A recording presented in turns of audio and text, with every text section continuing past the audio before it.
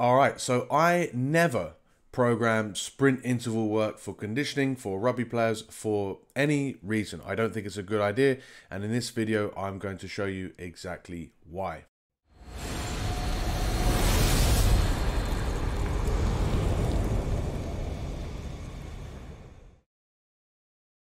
What's going on, everyone? It's TJ here from Rugby Muscle, and yeah, this isn't clickbait or anything like that. I mean, I think of a better clickbait headline than just telling you that I don't ever program sprint interval work, but it's 100% factual, and in this video I'm going to explain to you exactly my thought process why I don't think sprint interval training is a good idea whatsoever for rugby players, and potentially suggest some sort of ideas as to what you should be doing instead, and I'll do so at the end of this video, which of course you can comment on and give a thumbs up at the end, or you can save yourself the time, give us a thumbs up right away.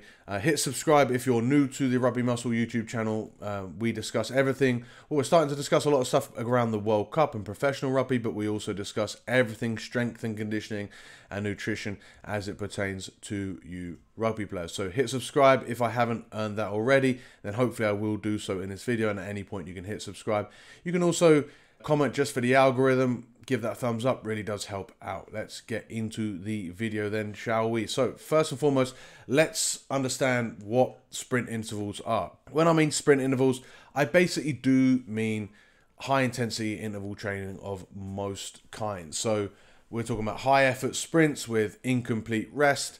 If you get complete rest, then I wouldn't call that sprint intervals. I would just call that sprint training. It's usually 10 seconds or more of work and 10 to 20 minutes of total work. So when I say 10 seconds plus of work, that means, 10 seconds of working time to whatever before you even get a rest. So if you work for less than 10 seconds, there's potential for that to be something beneficial, but that's not what we're talking about in this video. Normally, it's, the work intervals are much more than 10 seconds. You're pushing yourself, you're incurring high fatigue, and by nature, this ends up being anaerobic type training. They're simple and easy enough to program, to do, and to execute, but they are very, very tough in nature. You'll never finish a sprint interval session feeling good or feeling better than you were before you started that session. You'll always feel nice and tired. Some people think that's a good feeling because they feel like they've worked hard. They want to feel like that, but are you being effective? That's what we're trying to answer here, and that's what we're trying to get into. Is sprint intervals what you should be doing? Before we answer that, let's give some examples. Sprint the length, jog the width, any of those permutations, where maybe walk the width, whatever it is, any fartlek type interval training. Fartlek meaning speed play. Everyone remembers that from their school days because fartlek is a rememberable word. Malcolms, so the ones between the halfway line and the 10 meters. Like those sorts of intervals where you're doing shuttles, coat hangers, as you can see from the video, looks like a coat hanger. I believe that's the only reason it's done. Any Tabata type, and Tabata's in air quotes because that's not the actual Tabata protocol when we're talking about, 20 seconds of work, 10 seconds of rest, or maybe 20 seconds of work, 20 seconds of rest. Any of those, and whether they're done sprinting on the field or on a rower or on a bike. We're mostly addressing here, a few of the points only addressed when we're talking about sprinting on a field, but these still carry over, and these are still things that I would never program for my athletes.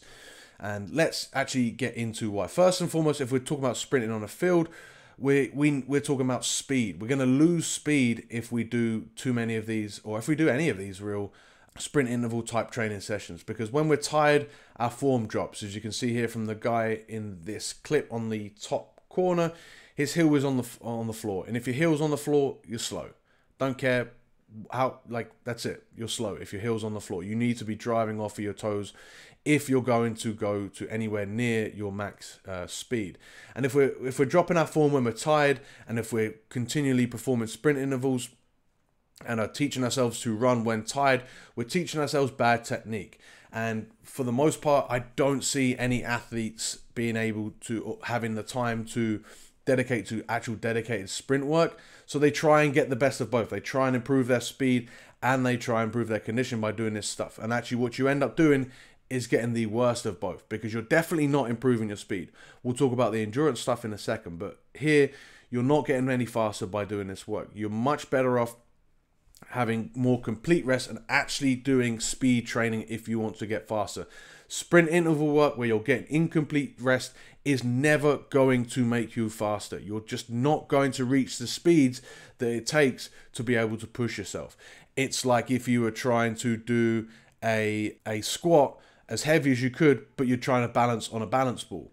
Well, you're holding yourself back by balancing on the balance ball. You're holding yourself back with this speed work by being so tired, and you're just never going to be able to reach the speeds to get faster. And because speed is such a huge differentiator in rugby, like you owe it to yourself to work on speed separately. You cannot work speed and condition at the same time. I know so many athletes that I've worked with, and including myself, when you spend the time to actually just work speed, all of a sudden you feel fitter anyway. And all of a sudden you perform so much better because you're actually getting faster.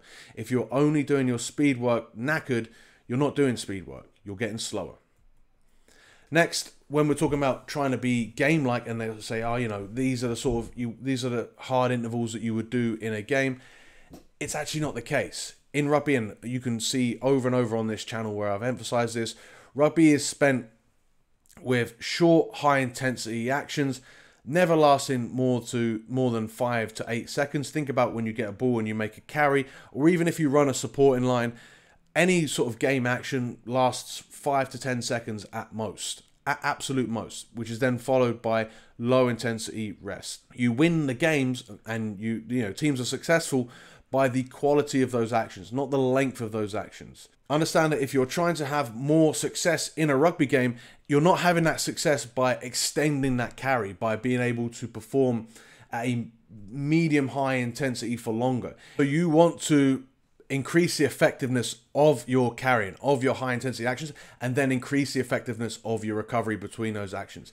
Now, even with all of that said, even if we do match game intensity, or if that's what we think our goal is that actually the way to improve? Is by matching as close to as close intensities and as closer intervals to what we see in games? Is that the best way to improve? Even with that in place, I would argue it's not, because the high effort that you would put in, the low rest that you get, like what you'll see in some games, particularly in sevens games, or in most training sessions where you're sort of replicating games, and when you're doing small-sided games, or you're doing intense games where there's little rest or whatever, when you're doing those type of training, that's not the best way to train to improve, unless you're just talking about rugby. But we're not talking about rugby training here. We're talking about fitness training. When you're doing it in rugby, it makes sense because you're trying to replicate the conditions of a game to perform better at the game. When we're talking about physical conditioning, we want to improve the physical conditioning components that will allow us to be better when we perform. So to perfectly highlight this, you could just ask yourself, why don't you just spend your rugby training playing rugby? If that was the best way to improve, is to replicate the game and be as close to the game as we can, why don't we just do that on a Tuesday? Why don't we just play 80 minutes of rugby on a Tuesday and then play 80 minutes of rugby on a Thursday, or whenever your rugby training sessions are? It's because, number one, right, as we can see here from the slide, you just will get so much fatigue. You'll be so beaten up by midweek that when it comes to the game, you're already knackered. It's a similar stuff, really, when you think about your hamstrings, your hips, your quads, your glutes, even to an extent your back when you're doing all these sprint intervals.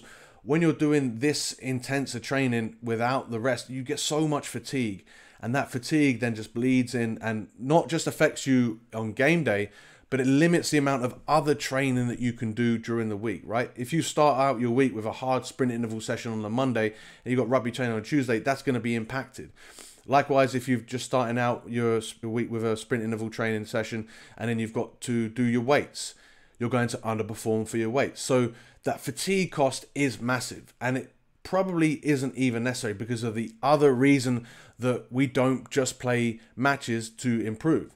The other reason being is that we break it down. If we want to get better at lineouts, we'll just focus on lineouts in training. If we want to learn our backs moves better, or if we want to get better at passing through contact, we'll break that stuff down, or we won't just do the game. We'll break that stuff down into the smaller components. Likewise, when we are trying to get fitter and be more conditioned for our rugby games, we break that down into the conditioning components. What are those conditioning components? It would be the high intensity actions that we need to improve our actions, right? Improving those things by being more powerful, by being faster, by being more stronger, explosive, that sort of stuff. And by improving our capability to recover when we're low intensity, that being the aerobic system. Now, when we're training at such a high intensity and for an extended period of time, it's just too intense to be aerobic. Sometimes, like I say, I don't do sprint interval sessions. We do tempo sessions, which is a lower intensity interval, and that will teach you to learn how to get faster because it will teach you the technique of speed. Or you could do loads of different skills, but the idea being is that you're working your aerobic system and then you're working your other skills in an intervaled manner. Whereas when we're talking about sprint intervals, that it's just way too intense. You're breathing heavy, you're pushing yourself really hard, and because you are training at such an intense manner, you're just not fulfilling that recovery pathway. You're not working your aerobic system. You're completely anaerobic, and therefore you're not increasing your ability to recover between high intensity actions. Now, of course, maybe you'd think that when you're doing sprint intervals, the focus is on that high intensity action, right? But as we've already discussed, it's just not intense enough to get faster, and it's not intense enough to get more powerful or to increase the ability of those actions because of that incomplete rest. If you want to get better at something, you should do it fairly fresh, right? And then you become more efficient. Then maybe on occasion you put yourself under fatigue and get better. But if you increase the power, if you increase your ability to make those high intensity actions more impactful, when you are fatigued, all that means is that your lower percentage is still going to be higher than it was before because you're continually improving it. If you train with this little rest and that longer work period, you're just not going to be able to hit the heights that it takes to improve, right? If you're working your absolute max speed, that's 3 to 4 seconds of absolute max intensity work. If you're training to improve strength and power, it's 3 to 5 reps. That's not 30 to 60 seconds of work. If you're training to be a more dynamic carrier, you don't need to run a coat hanger to be a more dynamic carrier. You need to run 10 meters, 15 meters at most, and trying to get up to a higher speed as possible, and then being able to step through that. And you just don't get to do this stuff when you're doing your sprint intervals because of the length of the work and because of the incomplete rest. You're just too knackered to reach that intensity. And so it's just not a good idea. And now when we even argue that the longer plays, those plays where the ball doesn't go out of play for 2 to 3 minutes and it goes from coast to coast and side to side and from try line to try line, you could potentially argue this is where you are in that anaerobic zone and where you might be able to or you might need to have to be anaerobically fit to work this. But I think really, number one, if we train aerobically and if we increase our power, we increase our speed, and we still increase our ability to recover between those high intensity actions, this should still be fine because we're going to be operating between pushing as hard as we can and coasting. And because our aerobic system's that better, our coasting speed is that much better, it actually isn't as taxing as it would have been if we were just less fit. Also, even if we are anaerobic, you meet these occasions happen maybe 1 to 2 times in a game every few weeks at most. And even then, you're going to probably meet those minimal thresholds to get that benefit during your rugby training sessions through those 10-minute intense efforts in a game. Which case, when you are already improving at the other physical components during your training, you're actually going to feel the benefit of that during these occasions and feel more confident and more comfortable. So you're not actually, even if you are targeting this 1 to 2 times in a game where this happens, you're still way better off doing the other training styles. So by working your aerobic system and by working your max power, max intensity separately from your conditioning session, or as a separate conditioning session, not combining the two. And when you understand that strength and conditioning is generic by nature, it makes that much more sense, right? We're not trying to replicate the sport. We're not trying to do exactly what is a sport. What we're trying to do is break down the different components of the sport and improve those components separately. And then when it comes to the sport, all of a sudden we're faster, we're stronger, we're more explosive and more powerful, or we're more aerobically robust so that we're able to continue to learn and improve. And what comes with this stuff is a whole lot less fatigue. If we merge it all together, we're not feeling knackered from day to day to day as we were if we were trying to do, metcons or sprint intervals or overly intense sessions day after day and grinding ourselves to dust. Instead, what we're doing is working these physical components separately and getting all of the benefits that come from working them separately in a game, but also not getting any of the fatigue that comes from, the games and the rugby scenarios where these components are combined, right? None of that stuff is improved when you do combine it. All you get is all of that fatigue. So hopefully that makes sense. Don't combine sprints and conditioning training.